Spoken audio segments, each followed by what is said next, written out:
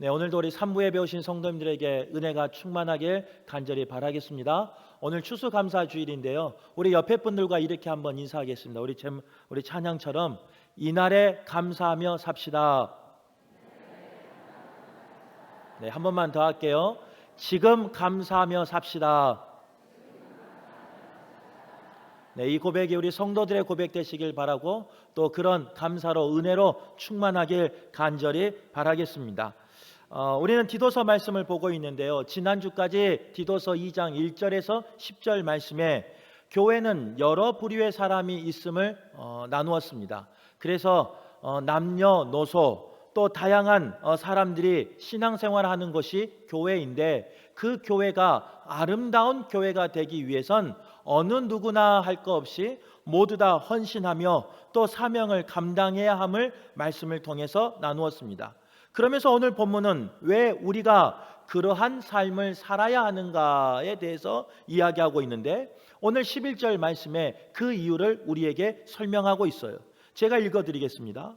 모든 사람에게 구원을 주시는 하나님의 은혜가 나타나, 즉 하나님의 은혜라는 거예요. 하나님의 은혜를 받은 우리가 교회를 세우는데 또 사명을 감당하는데 쓰임 받는 겁니다. 오늘 예배한 우리 모든 성도가 하나님의 은혜를 경험하시길 바라고 그 은혜로 삶을 살아내는 저와 여러분 되시길 바라겠습니다. 그렇다면 은혜는 우리의 삶에 어떤 삶으로 인도할까? 그 첫 번째는요, 하나님의 은혜가 우리의 삶 가운데 나타나서 우리를 양육한다라고 성경은 말씀하고 있습니다. 마태복음 17장에 보면요, 예수님의 제자들과 예수님께서 변화산으로 올라가서 기도한 사건이 기록되어 있습니다. 기도하는 도중에 예수님께서 변모하셨죠. 광채가 나타나고 그것을 본 제자들은 그 변화산에서 초막셋을 지어서 하나는 주님을 위해서, 하나는 모세를 위해서, 하나는 엘리야를 위해서 초막을 짓고 이곳에 거하자라고 말했습니다. 그런데 예수님께서는요, 그 말을 듣고도 불구하고 제자들을 데리고 다시 산에서 내려온 걸 볼 수 있어요. 왜 그랬을까? 하나님의 은혜를 받은 또 은혜를 체험한 그리고 내 삶 가운데 여러 가지 은혜 가운데 살아간 성도라면요, 그곳에서 초막을 짓는 것도 중요합니다. 그러나 더 중요한 것은 뭐냐? 그 은혜를 가지고 이제 내가 속하여 있는 세상으로 들어가서 가정으로 들어가서 이웃에게 가서 그 은혜를 증거하며 간증하며 살아야 한다는 거예요. 바라기는 그 은혜로 충만한 우리 성도들 되시길 바라고 그 은혜를 증거하는 우리 성도들 되시길 간절히 바라겠습니다. 이어서 오늘 본문에 보면요, 그런 은혜 받은 사람들이 어떻게 살아가야 되느냐, 양육한다라고 말하고 있는데 이 양육은 그동안 우리가 가르치다라는 의미와 조금 다른 의미가 있습니다. 비슷한 의미도 있지만 다른 의미가 있다는 거예요. 보통 가르치다라는 헬라어는요, 디다스코라는 단어를 씁니다. 하지만 오늘 본문에서는 디다스코가 아닌 파이두오라는 단어를 썼어요. 왜 그랬을까? 가르치는 것은 비슷하지만 그 근본적인 마음이 다르다는 거예요.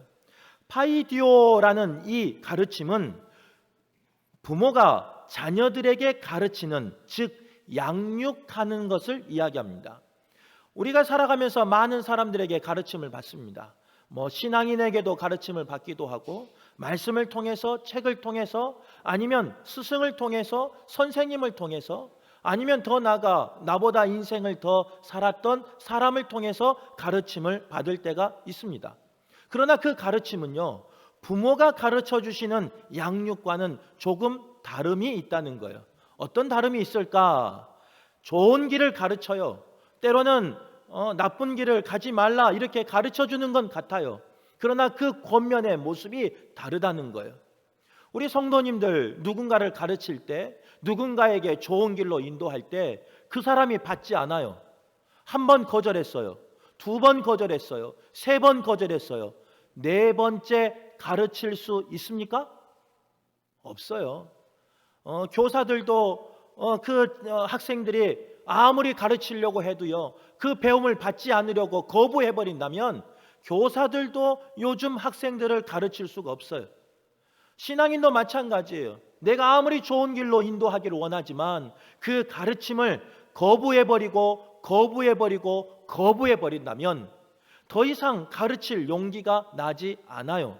그래서 몇 번 권면하다가 몇 번 좋은 길로 인도하다가 그냥 마음을 접어버리는 것이 바로 디다스코의 가르침입니다. 하지만 파이듀오의 가르침, 즉 양육은 무엇이냐? 그 가르침이 끝이 없는 것을 말해요. 우리 부모가 자녀들을 가르칠 때 자녀가 거절한다고 해서 그 가르침을 중단해 버립니까? 물론 겉으로 보기는 중단하는 것처럼 보여요. 왜냐? 부모로서 자존심도 상할 때가 있으니까. 또 부모로서 말해도 말을 듣지 않으니까. 그래서 겉으로는 그만두는 것 같지만 우리 부모의 삶을 산 우리 성도들의 삶을 봐보세요. 정말로 그 마음이 그만두는 삶입니까? 그렇지 않아요. 그 자녀들이 잠잘 때 기도하면서 가르치려고 하고요. 그 자녀들이 듣지 않아도 가르치려고 하고요. 그 자녀들이 또 받아들이지 않아도 끝까지 가르치려고 하는 게 부모의 마음이라는 거예요. 그런데 그 가르침은요, 거기서 끝나지 않아요. 때로는 그 자녀가 나에게 욕을 해도 나 엄마 이제 한 번만 더 말하면 싫어 라고 거절을 해도 부모는 어떻게 하느냐? 끝까지 가르친다는 거예요. 내가 욕을 먹어도 때로는 내가 죽음을 당해도 또 내가 위협을 당해도 또 내가 여러 가지 관계가 단절되어도 내 자녀만 잘 된다면, 내 자녀만 은혜 가운데 거한다면, 내 자녀만 복의 길을 걸어갈 수 있다면 우리 부모는 나의 생명까지 아끼지 아니하고 나의 모든 것도 내려놓을 수 있는 것이 우리 부모라는 거예요. 그래서 우리 부모는 그런 마음으로 자녀를 가르치는 거예요. 이것이 무엇이냐? 바로 파이듀오의 가르침, 즉 양육이라는 거예요. 그래서 이 양육은요, 바로 잡는 과정이 필수적입니다. 때로는 관계가 깨질 수 있어요. 때로는 어려움을 당할 수가 있어요. 그러나 바로 말하며 바로 가르치며 그 과정을 수정할 수 하는 그것이 바로 필수 과정이라는 거예요. 우리 부모님들이 자녀를 가르칠 때 때로는 이제 아이들이 장성해서 크면요, 듣지 않아요. 부모는 우리 자녀들 교회하면 자랑하고 싶어서 인사도 시키고 싶은데 우리 자녀들은 그냥 손 흔들리고 도망가 버리고요. 옆에 우리 자녀들이 함께 예배하고 있지만 그 아이들 옆에 세워놓기까지가, 앉혀놓기까지가 얼마나 힘들어요. 또 오랜만에 와서 앞으로 와서 성도들에게 자랑하고 싶은 마음이 우리 부모의 마음이지만 우리 자녀들은 그것을 아는지 모르는지 꼭 멀리 가요. 그런데도 불구하고 부모의 마음은 어떠냐? 물론 그 자녀의 마음을 상하게 하고 싶지 않아서 이제 가로 가지만 그 마음은 항상 언젠가는 내가 기필코 너를 저 앞자리에 앉추리라. 언젠가는 내가 우리 자녀들을 우리 성도들 앞에 자랑하리라. 그런 마음 아니겠습니까? 바로 이것이 양육의 마음이라는 거예요. 오늘 우리 성도들이 그 양육의 마음을 가지고 먼저 하나님의 은혜로 양육받는 저와 여러분 되시길 간절히 바랍니다. 때로는 내 길이 잘못된 길이 있을 때요, 누군가 가르칠 때, 누군가 말씀할 때, 또 말씀으로 하나님이 나에게 말씀해 주실 때 그 가르침을 받아야 돼요. 그리고 그 가르침을 통해서 내 삶을 수정해 가야 돼요. 고쳐 가야 돼요. 그것이 바로 양육이라는 거예요. 하나님의 은혜만 누려서 끝나서는 안 돼요. 이제는 양육받아서 더욱더 성숙한 신앙이 돼야 되는 거예요. 인격적으로 사람이 됨됨이가 갖춰져야 된다는 거예요. 오늘 예배한 우리 성도가요, 하나님의 말씀으로 은혜만 깨닫는 것이 아니라 양육 받으시길 간절히 바라겠습니다. 그래서 성숙한 성도 되시길 바라고 어느 누구에게나 자랑이 될 수 있는 우리 성도들 되시길 간절히 바라겠습니다. 구체적으로 오늘 양육은요, 12절에 보면 두 가지를 요구하고 있습니다. 무엇을 요구하느냐? 12절에 버리고 살고 라는 동사를 쓰고 있어요. 즉 은혜 받은 예수 그리스도인들은 버려야 할 것이 있다라고 말씀하고 있는 거예요. 무엇을 버려야 할까? 경건치 않는 것, 세상의 정욕을 버리라 이렇게 말하고 있어요. 내 삶 가운데 양육받기를 원한다면 때로는 내게 경건치 못한 모습이 있을 수 있어요. 세상의 정욕으로 가득한 것들이 있을 수 있어요. 정도의 차이가 있지만 없는 사람이 어디 있겠습니까? 그러나 하나님의 자녀가 되며 은혜로 살아가는 그리스도인이 되기 위해선 그것들을 버려야 한다, 성경은 말씀하고 있어요. 오늘 이 시간 이 말씀을 통해서 나에게 경건치 못한 것이 무엇이 있는지, 나에게 세상의 정욕, 세상의 자랑이 무엇이 있는지 점검할 수 있기를 바랍니다. 혹이 있다면 그것을 버려내시길 바라요. 그래서 양육을 잘 받아서 자랑이 되는 귀한 분들 되시길 바라겠습니다. 또 살고, 이 말은 은혜 받은 우리 그리스도인들이 살아내야 하는 것들이 있다라고 말하고 있어요. 세 가지를 말하고 있어요. 신중함과 의로움과 경건함, 이렇게 말하고 있어요. 그런데 이 신중함은요, 누구와의 관계 속에서 나타나는 거냐? 나와의 관계 속에서 나타나는 거예요. 나와 내 삶 속에서, 나 자신과의 관계 속에서 나는 신중함을 가져야 함을 이야기하고 있는 거예요. 신중할 때 무엇을 신중해야 돼요? 내 입술이 신중해야 돼요. 내 행동 가지가 신중해야 돼요. 내 삶이 신중해야 돼요. 나의 모습이 신중해야 된다는 거예요. 또한 성경은 의로움과 라고 말할 때 이 의로움은 이웃과의 관계 속에서 말하는 거예요. 이웃을 속이거나 이웃을 어떻게 하거나 그런 게 아니에요. 이웃과의 관계 속에서 성숙한 양육을 받은 사람은 의로움으로, 공의로움으로 그 사람을 대할 수 있어야 된다는 거예요. 그런데 우리가 살아내야 할 것은요, 이것뿐만 아니에요. 경건함, 즉 하나님과의 관계 속에서도 우리는 양육받고 살아내야 하는데 경건함으로 살아내라, 이렇게 말씀하고 있습니다. 이 경건함은 많은 주석학자들이 어떻게 해석하느냐? 예배로 해석해요. 즉 하나님과의 관계는 무엇으로 회복하느냐? 예배하는 모습으로 경건함을 회복한다는 거예요. 오늘 산부 예배 나온 이 성도님들이 다 예배하는 성도님들 아니겠습니까? 오늘 그 예배가 하나님 앞에 올려질 때, 하나님 앞에 드려질 때 우리의 삶 가운데 경건함으로 하나님과의 관계가 회복이 되며 소통이 된다는 거예요. 바라기는 경건함으로 예배하는 우리 성도 되셔서 하나님과 교제하시고 하나님이 내 편 되어 주셔서 항상 승리하는 성도 되시길 간절히 바라겠습니다. 그런데 그게 쉬울까요? 어려울까요? 다 아는 이야기지만 어려워요. 오늘 우리 몸찬양팀이요, 1부, 2부, 3부 예배하고 있는데 제가 1부, 2부 예 때는 말 안 했어요. 3부 예배 때는 나가겠지, 정말 나갈 줄 알았어요. 그 옆에 문으로. 근데 3부 예배도 끝나고 나갈 거예요? 끝나고 나간대. 저분들이 6시부터 와가지고 몸단장을 하고요, 1부, 2부, 3부 예배 드렸는데요. 아이고, 저도 목사니까 이게 비밀인데 1부, 2부, 3부 예배 드리면요 진이 쫙 빠져요. 힘이 빠져요. 목이 쉬어버려요. 저분들 몸 찬양으로 저는 하라 해도 못하겠어요. 그걸 1부, 2부, 3부 하고 저기서 1부 때 들은 설교, 2부 때 들은 설교, 3부 때 들은 설교 똑같이 듣고 있는데 얼마나 힘들겠어요. 그런데 그 모습이 어떤 모습이냐? 경건한 모습이라는 거예요. 하나님과의 관계가 회복되는 모습이라는 거예요. 하나님은 추수감사 주일날 분주한 우리에게, 또 여러 가지 일로 분주한 이 계절 가운데 우리에게 요구하시는 것은 무엇이냐? 바로 그 경건함이에요. 하나님 앞에 예배하는 거예요. 지금은 이제 1부, 2부, 이제 3부 때 우리 예배가 끝나면 가서 음식을 나누려고 준비한 분들이 밖에 있어요.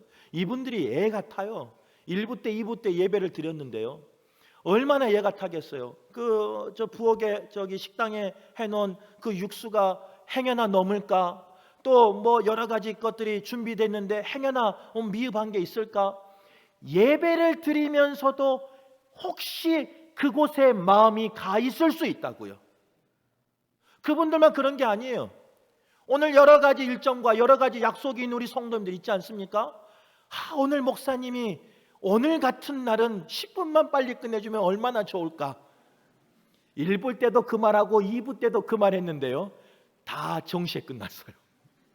3부 때도 아마 정시에 끝날 것 같아요. 마음은 그런 마음이에요. 그런데 그런 우리에게, 그 분주한 우리에게, 다른 것에 집중하고 싶어하는 그런 우리에게, 다른 것을 따라가는 우리에게 오늘 말씀은 뭐라고 말하느냐? 양육 받으라. 그런데 그 양육은 무엇이냐? 살아내는 거예요. 그 중에 하나님과의 관계 속에서 예배를 살아내는 거예요. 아무리 바쁜 일이 있고 아무리 중요한 사역이 있어도 먼저 하나님 앞에 기도하는 자리에, 먼저 하나님 앞에 예배하는 자리에 설 수 있는 우리 모두가 되시길 간절히 바랍니다. 그래야 그 모든 사역 가운데 은혜가 있는 거예요. 오늘 죄송해요. 그 평가하는 건 아니에요. 오해하지 말고 들으세요. 저는 그렇게도 못하니까. 저는 하라 그러면 도망가고 싶어요. 어디 숨어버리고 싶어요. 저렇게 못해요. 오늘 그런데도 불구하고 몸 찬양팀이 틀렸을까요? 안 틀렸을까요? 차마 앞에 두고 말은 못하겠죠? 그런데요, 뒤에 앉아있는 목사의 그 모습에는요, 너무나 예쁘게 보이는 거예요. 너무나 귀하게 보이는 거예요. 진짜 마음 같아서는 내 동기들 목사한테 전화하고 선배들 후배들 목사한테 전화해주고, 야, 우리 팀에 눈도 마주칠 수 없는 저런 몸찬양팀이 있다, 이렇게 자랑하고 싶어요. 조금 틀려서 그렇지 그래도 너무 만족하다, 이렇게 자랑하고 싶어요. 왜 그런 줄 아세요? 이게 남의 말이니까 그러지. 우리 성도님들 다음 주 한번 해봐요. 1부 때 나와서 예배드리고 2부 때 나와서 예배드리고 저가 목이 메이네요. 3부 때 똑같은 목사한테 똑같은 설교 들어봐요. 그게 쉬운가? 하지만 하나님 앞에 몸으로 찬양하기 위해서 때로는 불편한 자리지만, 힘든 자리지만 하나님 앞에 예배하는 그 모습을 하나님은 받지 않겠습니까?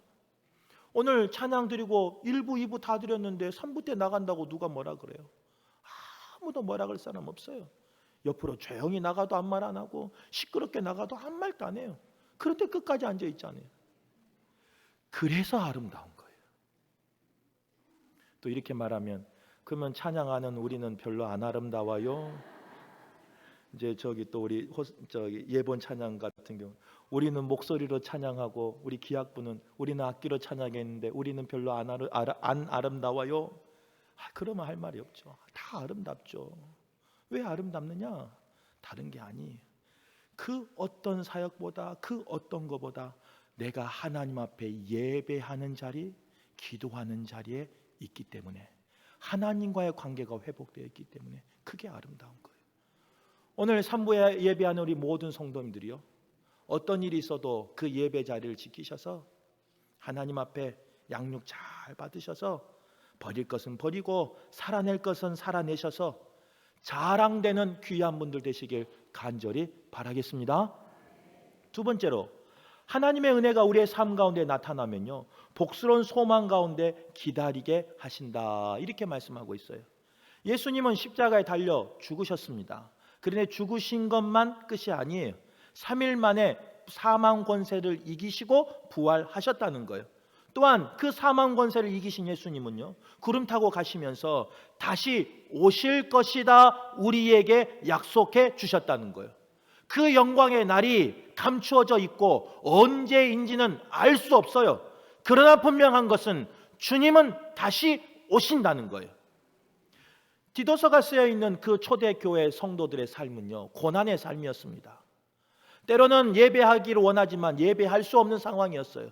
그래서 흩어져야 할 수밖에 없는 상황이었어요. 또한 그들은 신앙을 지키기 위해서, 예배하기 위해서, 믿음을 지키기 위해서 땅을 파서 굴을 파서 그 속에서 살면서 하나님 앞에 예배하는, 하나님 앞에 믿음을 지키는 그런 삶을 살았어요. 왜 그랬을까? 세상으로부터 박해가 있었어요. 세상으로부터 받는 고난이 있었어요. 예수를 믿는 것 때문에 고난당하는 어려움이 그 초대교회 성도들에게 있었다는 거예요. 그런데 그 성도들이 어떻게 그 칠흑 같은 카타콤에서 견딜 수 있었을까? 어떻게 흩어져 있는 그 삶 속에서도 믿음을 잃지 않고 끝까지 지낼 수 있었을까? 그들에게는 주님이 다시 오실 것이라는 소망이 있었어요. 주님이 다시 오시면 지금의 모든 상황이 역전될 것이라는 믿음이 그들에게 있었던 거예요. 오늘 예배한 우리 성도들에게 그런 소망과 그런 믿음이 있길 간절히 바라겠습니다. 세상에서 내세울 것 없고 세상에서 자랑할 것이 없는 우리지만 주님이 내 편 되어 주시면 어느 누구도 나를 대적하는 자가 있을 수가 없어요.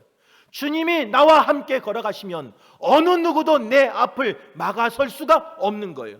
그런 소망이 우리 성도들에게 있길 간절히 바라겠습니다. 그런 믿음이 우리 성도들에게 있길 간절히 바라겠습니다. 오늘 예배한 우리 성도들은 그런 소망과 믿음이 있죠. 그런데 중요한 건 우리 자녀들에게 그 믿음과 소망이 이어졌으면 좋겠어요. 우리가 살아보니까 어때요? 항상 햇빛만 쪄요? 항상 웃음만 있어요? 항상 기쁨만 있어요? 항상 즐거움만 있어요? 항상 형통의 길만 있어요? 우리 성도님들은 그런가 보시네요. 아니에요. 그 길을 소망하고 기도하고 바라고 간절히 우리가 무릎 꿇고 기도하지만 우리의 삶은 때로는 나를 막는 자가 있고, 나를 발을 걷어버리는 사람이 있고, 나를 참소하는 사람이 있고, 나를 그냥 못 살게 하는 사람들이 있을 때가 있어요. 그 사람이 누구예요? 옆에 있는 사람. 지금은 잘 봐야 돼요. 저녁을 또 먹어야 되니까. 그런 사람이 있다니까요. 그 가운데 우리가 어떻게 이겨야 되느냐? 그 가운데 우리가 어떻게 살아가야 되냐? 그런 모습 속에서 우리 자녀들에게 어떤 신앙을 보여줘야 되느냐? 내가, 부모인 내가 그 어려움 가운데서도, 그 고난 가운데서도 소망을 갖고 살아가는 모습을 자녀들에게 보여주세요. 좌절하고 넘어지지 마시고, 넘어져서 울지 마시고, 그냥 속상해서 저 골방에 가서 울지 마시고, 울 수밖에 없는 상황, 눈물 날 수밖에 없는 상황, 애타는 상황, 고난의 상황, 핍박의 상황이 있을지라도 우리 자녀들에게 예수님이 다시 오시면 역전하실 것이라는 그 믿음을 보여주시고 소망을 보여주셔서 이겨내시길 간절히 바랍니다. 그래서 그 믿음이 자녀들이 보고 그대로 따라오길 간절히 바라겠습니다. 세 번째로, 하나님의 백성으로 살게 하신다는 거예요. 하나님의 은혜는 예수님께서는요, 우리의 죄와 사망의 노예로 죽을 수밖에 없는 우리를 위해서 자기 목숨을 대가로 지불해 주셨어요. 그래서 우리를 죽음의 형벌에서 자유케 하시고 죄의 영향에서 해방케 하시고 우리를 깨끗하게 하여 주셨다는 거예요. 이것이 바로 하나님의 자녀가 누릴 복이에요. 그런데 세상은 그런 하나님의 자녀가 누려야 할 자유함, 또 그 해방감, 그 모든 깨끗함에서 살아야 함에도 불구하고 세상은 우리를 어떻게 하느냐? 손가락질해요. 너 같은 사람이 그런 삶을 사느냐? 너 같은 사람이 예배를 해? 너 같은 죄인이 교회를 가? 너 같은 사람이 구원받을 수 있어? 이렇게 말한다는 거예요. 그것은 세상의 말이에요. 성경은 그렇게 말하지 않아요. 때로는 우리 주위에 있는, 나와 가까이 있는 사람이 나에게 뭐라고 정죄하고 뭐라고 판단해도 성경은 그렇게 말하지 않아요. 나를 사랑하시는 하나님, 나를 위해서 십자가에 돌아가신 예수님은, 그리고 나와 동행하시는 성령님은 나에게 그렇게 말씀하지 않는다는 거예요. 너는 깨끗하다, 너는 정결하다, 너는 죄에서 해방되었다, 너는 죽음의 형벌에서 자유함 얻었다 라고 말씀하시는 거예요. 그게 하나님의 자녀가 누릴 복이에요. 오늘 추수감사 예배를 드리는 우리 성도들이 그런 자유함을, 그런 해방함을, 그런 깨끗함을 누리시길 간절히 바랍니다. 그런데도 불구하고 세상은 뭐라고 말한다고요? 나에게 손가락질해요. 참소해요. 네 같은 것이, 너가 어째서, 왜? 전화가 와요.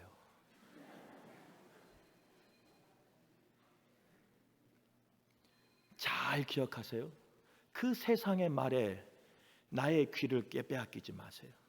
그 세상의 말에 내 마음을 빼앗기지 마세요. 그 세상의 말에 나의 영을 빼앗기지 마세요. 죄송한데 세상만 그런 줄 아십니까? 세상만 그러면 좀 낫죠. 그 사람은 나하고 상관이 없으니까. 그런데 참 안타깝고 속상한 건 뭐냐? 함께 신앙생활하는 그 누군가가 나를 그렇게 바라보며 그렇게 참소한다는 거예요. 믿으면서 야, 이건 비밀이야, 너 기도해줘 라고 나누었던 그 기도 제목이 도리어 화살이 되어서 비수가 되어서 나를 참수하며 나를 정죄하며 돌아올 때가 있다는 거예요. 함께 신앙생활하는데 그 신앙생활 동일한 하나님의 자녀의 그 백성의 누려야 할 은혜를 같이 누려야 함에도 불구하고 그 성도들에게 손가락질 당하고 참소 당하고 너 같은 놈이 너 같은 것이 하면서 욕 먹을 때가 있다는 거예요. 그게 더 마음이 아파요. 그런데 그런 성도가 있다면 오늘 말씀으로 위로받기를 간절히 바랍니다. 그렇지 않아요. 비록 내가 그런 삶인 게 맞아요. 객관적으로 그게 사실이에요. 그러나 여호와 하나님은 나를 사랑하신다는 거예요. 예수님은 나를 위해서 다시 한번 십자가에 못 박히실 마음을 가지고 계신다는 거예요. 성령님은 그런 죄인된 나를 다 외면할 때, 다 떠나버릴 때 끝까지 찾아오신다는 거예요. 심지어는 내 아내가, 내 남편이 떠나도, 내 자식이 손가락질하며 나를 떠나도 여호와 하나님은 나를 사랑한다 말씀하시면서 나와 동행하여 주신다는 거예요. 심지어는 함께 신앙생활하는 성도가 손가락질하며 정죄해도 죄송하지만 앞에 있는 목사가 우리 성도들을 정죄하고 우리 성도들을 멸시해도 나를 사랑하시는 여호와 하나님은요, 내 상황이 어떠하든 내 형편이 어떠하든 내 모습이 어떠하든 있는 모습 그대로 받아주시는 분이 하나님이십니다. 그 하나님의 은혜가 충만한 이번 추수감사절 되길 간절히 바라겠습니다. 말씀을 정리하겠습니다. 그 어른들한테 쓰는 예화인데요. 그 설교 시간에 돈을 보여서 좀 죄송해요. 불편하신 분은 이해하고 좀 들으세요. 이게 뭘까요? 별로 관심이 없어요. 이 작은 거 꺼내서 관심 좀 가져줘 봐요. 이게 뭘까요? 돈. 얼마짜리예요? 이 10,000원짜리에 어디서 발행했다고 여기가 쓰여 있는데 어디인지 보이세요? 뭐라고 쓰여 있어요? 하여튼 눈이 좋으신 것 같은데 모세처럼 하나님이 부르시는 그날 120세가 되는 그날까지 눈이 새하지 아니하는, 육신이 새하지 아니하는 그런 복을 누리시길 바랍니다. 근데 이 10,000원짜리가요 구겨졌어요. 가지고 싶은 분. 이쪽은 좀 부유한데 이쪽이 좀 오늘 좀 힘드신가 봐요. 왜 가지고 싶어요? 남의 돈이니까. 돈이니까. 맞아요. 근데 이 돈이 구겨졌는데 이게 땅에 떨어졌네요. 그래서 발로 밟히고 굴러다니고 더러운 것에 묻혀지고 세상에 가지 말아야 할 곳, 만나지 말아야 할 곳 이곳저곳 다니면서 이게 더럽혀졌네요. 돌고 돌아서 돈이라잖아요. 그런 돈이에요. 그래도 가지고 싶어요? 그 한 분이 저 여기서 안 보이는데 저요 했는데, 아무튼 하나님은 기억하시길 바래요. 왜 가지고 싶어요? 돈이니까. 정답이잖아요. 우리의 삶도 마찬가지 아니겠습니까? 때로는 우리의 삶이 이리저리 굴러다니면서요, 이것저것 묻힐 때가 있어요. 더러워질 때가 있어요. 그래서 세상 사람들은 나를 죄인이다, 더러운 사람이다 라고 말해요. 심지어는 함께 신앙생활하는 성도들도 나를 멀리하면서 너 같은 것이라고 나를 선을 그어버려요. 심지어는 목사도 겉으로는 사랑한다라고 말하면서 행여나 그 더러움이 나에게 묻혀지고 냄새 날까 봐 거리를 둘 수도 있어요. 그러나 하나님의 시각은, 하나님의 마음은 아까 찬양대 고백처럼요, 구겨져도 돈으로 바라봐요. 더러워도 돈으로 봐요. 그 가치가 변하지 않아요. 오늘 여기 계신 우리 성도님들이요, 특별히 추수감사주일날 새로 오신 분도 있고 또 초청받아 오신 분도 있고 결혼해서 오신 우리 자녀도 있고 또 부모 따라서 나온 우리 자녀들도 있는데 살다 보면 여러 가지 어려움이 있을 수 있습니다. 아픔이 있을 수 있습니다. 그래서 내 마음에 상처가 날 때도 있고 피투성이가 돼버릴 때도 있고 남에게 말하지 못하는 그 아픔 가운데 눈물 흘려야 될 수 있는 그런 상황도 있어요. 여러 가지 오해 때문에 도저히 예배할 수 없는데 그래도 예배 자리에 나온 성도도 있을 수 있어요. 그런데 그 성도를 남은 세상은, 이웃은, 성도는, 목사는 뭐라고 말해도 하나님은 나를 사랑하신다라고 말씀하시고 있는 모습 그대로를 받아주신다는 거예요. 그 은혜가 오늘 이 예배를 통해서 회복되기를 바라고, 특별히 회복되어서 우리의 상한 심령이 강건해지길 간절히 바라겠습니다.